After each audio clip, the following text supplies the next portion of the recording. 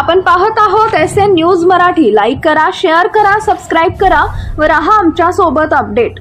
ती जनता party Sadabhau खोतची party असे व्यवस्थित त्यांनी जुळणी करून ती मार्गी लावलेला आहे.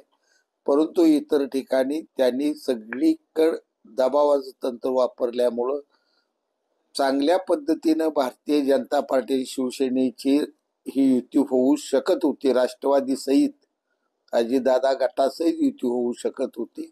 परंतु भाजपनं कसलाही आम्हाला प्रतिसाद न देता एकतर्फी सगळ्या निवडणुका लढवायचा घाट घातल्यामुळं दुर्दैवानं जिल्ह्यात सर्व बाजूला 2 ठिकाणी सोडून युती तुटली आणि सगळीकडे वेगवेगळ्या पद्धतीने निवडणुका लढवायला कार्यकर्ते सज्ज झालेले आहेत.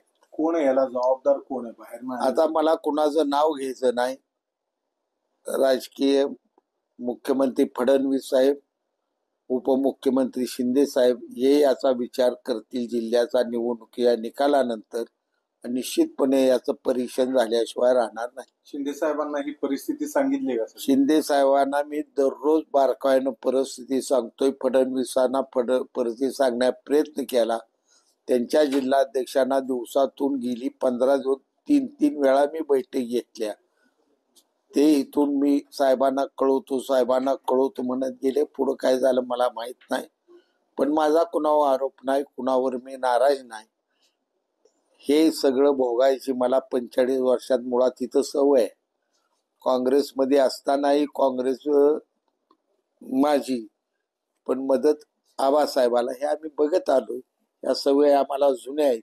पण मी एवढंच सांगतो तुम्हाला, निश्चितपणानं खात्रीचं माझं विधान आहे.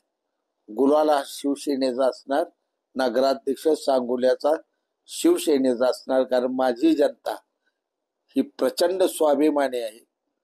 बाई गणपतरावजी देशमुख आणि शहाजीबापूच्या विचाराच्या धाटणीत घटलेला आमचा मतदार आहे.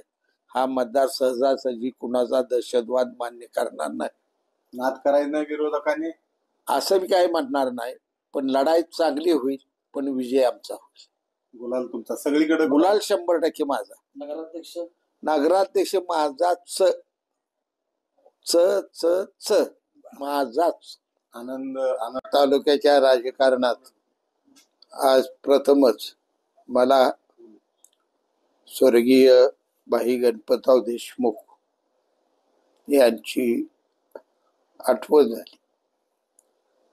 आज हिडीस किळसवानं दहशतवाद एखाद्या अबलेवर केलेला बलात्कार असावा अशा पद्धतीचं भारतीय जनता पक्षाचं वागणं या ठिकाणी मला दिसून आलेलं आहे. ही राजनीती एक प्रतीक आहे सांगोला. अशी जर राजनीती महाराष्ट्रात होणार असेल तर या वैभवशाली राजकारणाच्या महाराष्ट्राच्या परंपरा आहेत त्या थोड्या दिवसात उद्ध्वस्त झालेल्या तुम्हा सर्वांना दिसतील.